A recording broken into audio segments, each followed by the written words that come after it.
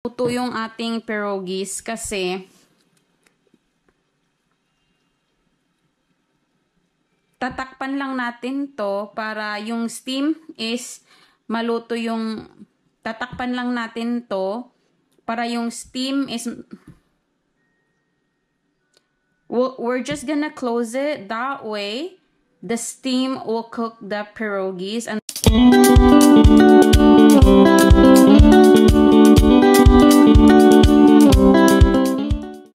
kakagising lang namin, mag-alas 2 na ng hapon.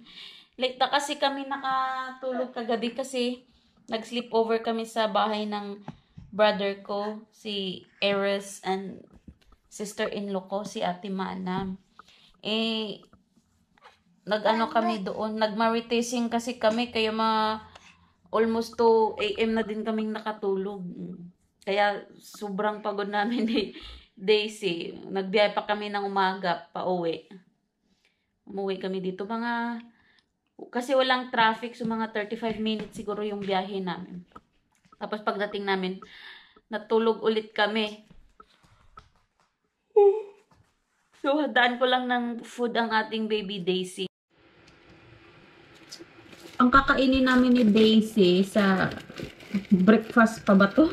Namin saba na saging. Yung saba na saging dito, naka-frozen siya.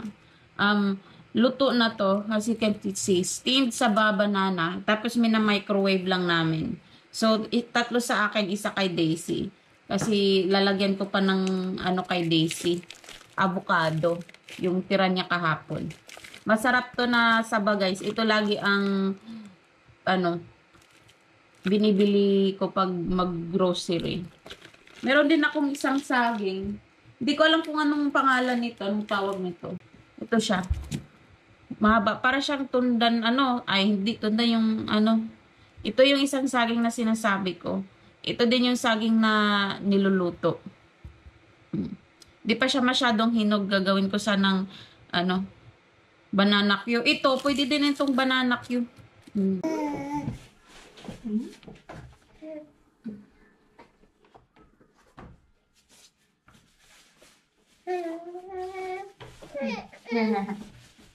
Let's put this on first.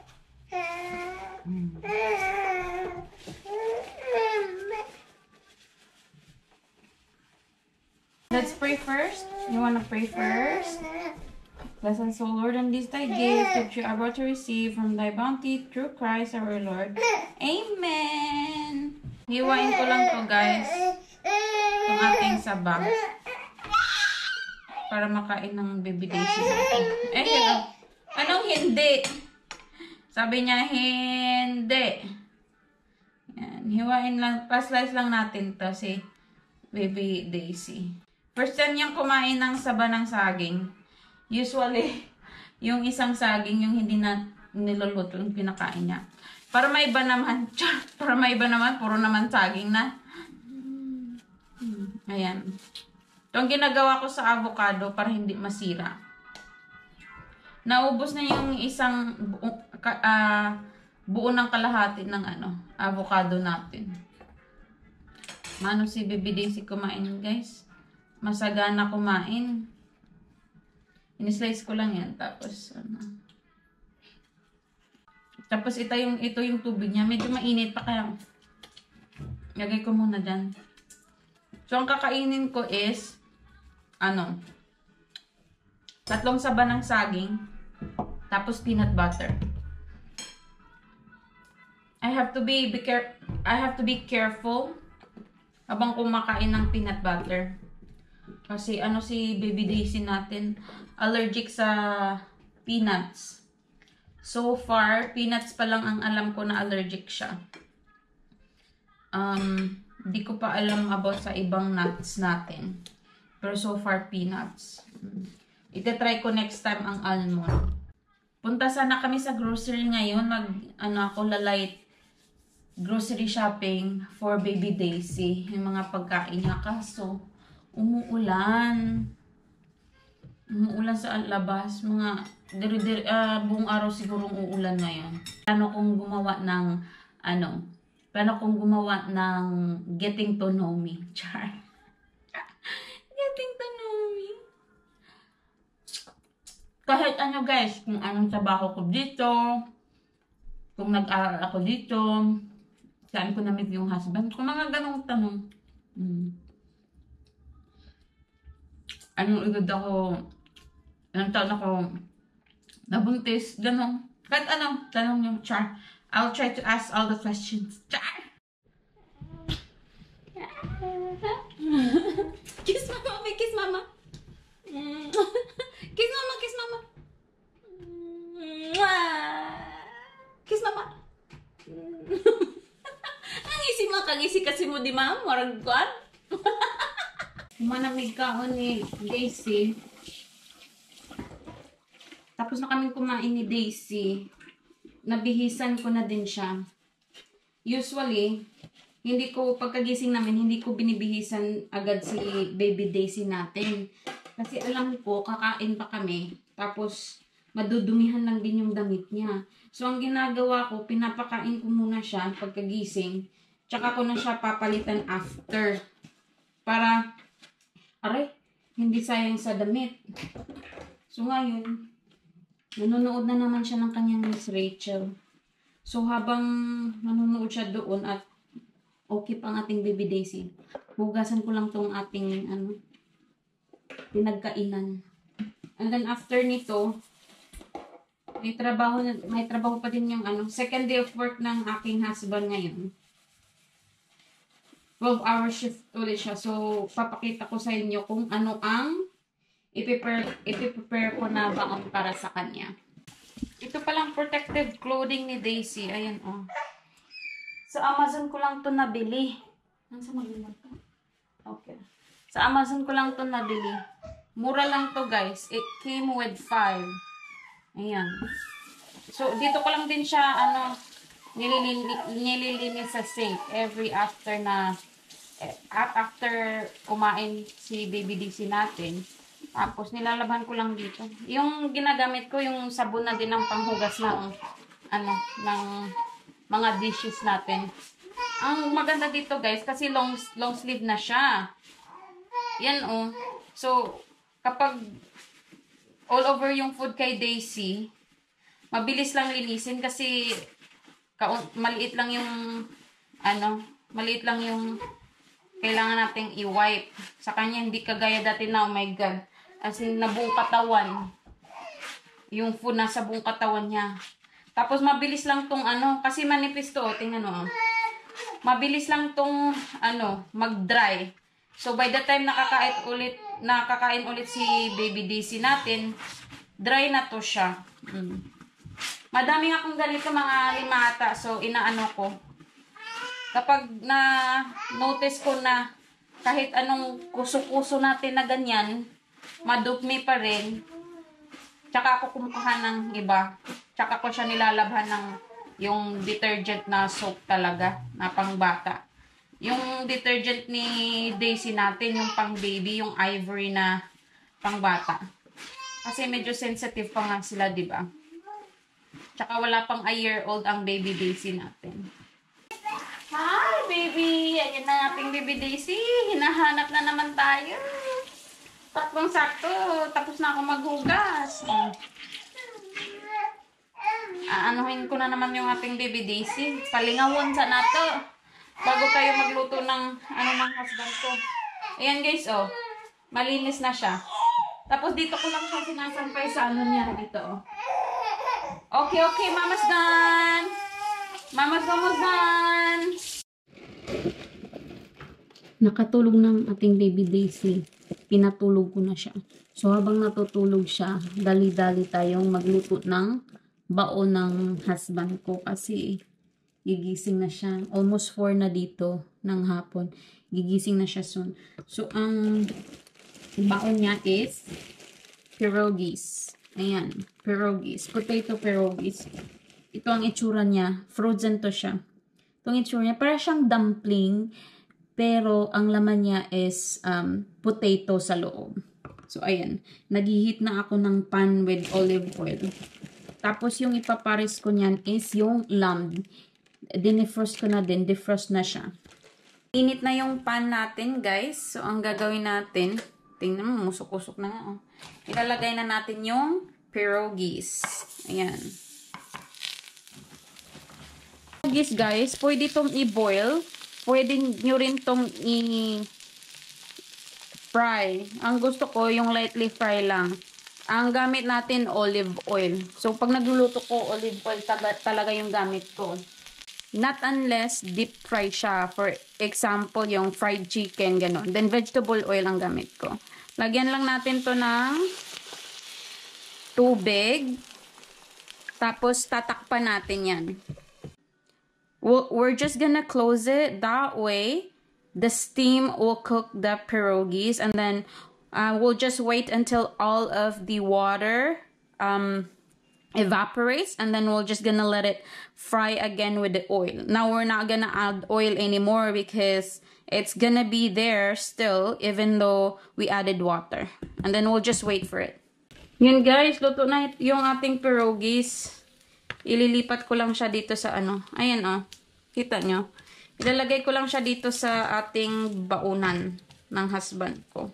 Hindi ko na huhugasan to. Galing sa onion. Ilagay natin yung butter. Tapos itong garlic na to na ginawa natin nung isang araw. Nag-tighten siya. Hindi ko mabuksan. While melting yung butter natin, ilalagay na natin yung ating garlic para hindi masunog. Damihan natin para mas masarap. Ayan o. Madaming garlic yan. Hindi ko nalalagyan ng onion to kasi may onion na naman yung ating pierogies. So, ayan lang. I-mix lang natin siya hanggang maging golden brown yung ating minced garlic. Once golden brown na yung ating garlic, ilagay na natin yung ating lamb. Ayan. Okay. Pag nalagay na natin, halu-haluin na lang natin ito. Lagyan natin to ng maraming paminta. Damihan nyo yung paminta guys, kasi mas masarap yung lamb pag maraming paminta. Ang trick ng pagluluto ng lamb guys is dadamihan nyo yung asin. Pero huwag naman yung sobrang alat. Kasi mas lumalabas yung flavor ng ating lamb. Tapos, flip lang natin siyang ganyan. Lalagyan to natin siya ng kaunting toyo para hindi masyadong mapult-flat tingnan. Dato puti, baka naman. Kaunti lang, guys. Ayan. Ayan. Tapos, flip lang natin siya. Alam nyo ba tong flip-flip na to? Ang tagal kong inaral yan. Since high school ako. Dito sa Canada. Ngayon, parang true na. Ship cook. At ayan na yung baon ng ating bana. Nagising ang ating baby Daisy, guys. At yung papa ko yung yung father-in-law ko yung nagbabantay sa kanya ngayon. So habang hindi pa umiiyak ang ating baby Daisy, lulutuin na natin yung ating paksiw na tuna sa ginataan. Ayan. Hindi ko alam kung tulingan or anong tawag nito sa Bisaya, tulingan or mangke. Comment down below guys, kasi di ko alam talaga. Basta tuna ito. Ayan na siya guys. Di ko alam kung tulingan to or mangke. Basta tuna to siya. Lagyan natin ng madaming luya. Ayan. Spread lang natin. Yung ating onion. Madaming onion. Ayan. Kasi hindi na ako magluluto ng veggies. Ito na talaga yung ulam natin. Kasi sobrang dami ko nang niluto today. Yan. Tapos yung matigas na part sa ating green onion. 2 spoon ng minced garlic natin. Di ko na to lalagyan ng olive oil guys. Kasi may olive oil na yung ating garlic. Diba? Tapos of course yung pamintang buo. Damihan natin ng pamintang buo. The more, the merrier. Tapos, of course, asin. Masarap to siya guys pag medyo maalat-alat. Pero hindi naman yung masyado madaming asin. Tsaka natin siya lalagyan ng suka. Yan. Damihan natin ng suka kasi masarap pag madaming suka. Hindi ko ito lalagyan ng tubig. Kasi lalagyan natin to ng gata mamaya. Para hindi yung masyadong madaming sabaw. Takpan lang natin to. And then turn on natin yung ating oven. Yan guys, nakakulo na yung ating suka. Ilalagay na natin yung ating gata. Once na malagay na natin yung gata, hindi na natin to tatakpan. Kasi pag tatakpan natin to, yung gata magto-turn into oil. So magiging coconut oil siya.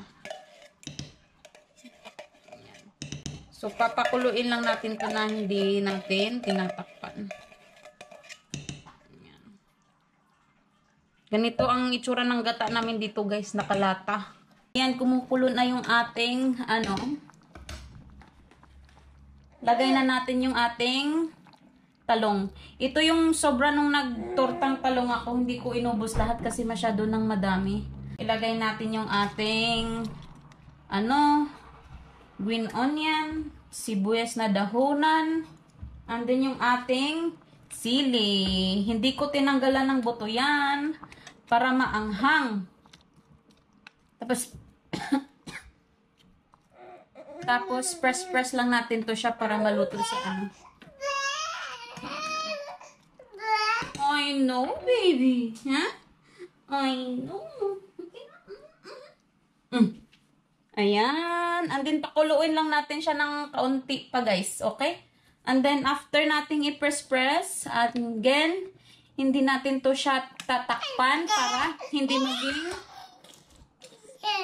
maging coconut oil yung ating gata.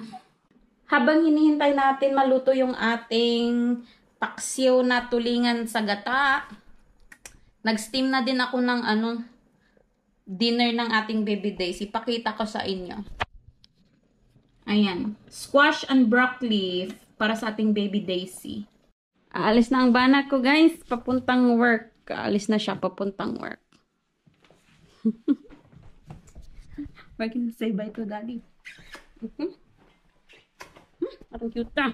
Okay, bye, baby.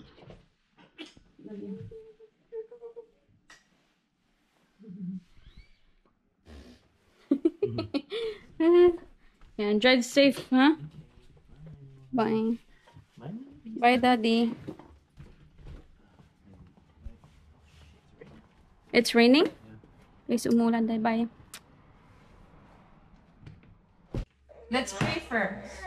Bless us, O Lord, and this thy gifts, which we are about to receive from thy bounty, through Christ our Lord. Amen. Amen. Say amen.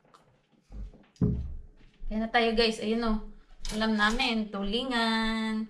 Tsaka yung leftover na kamuti tops natin. Hello?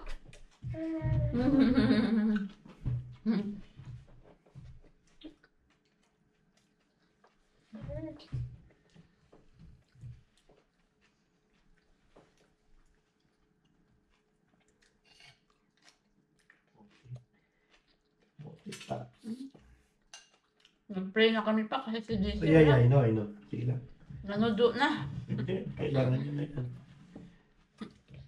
Kailangan nyo na yan. Kailangan nyo na yan. Kumain na yan. Kumain. Kala mo malaking tao eh. Yung talong natin guys. Paksiw pa na gata.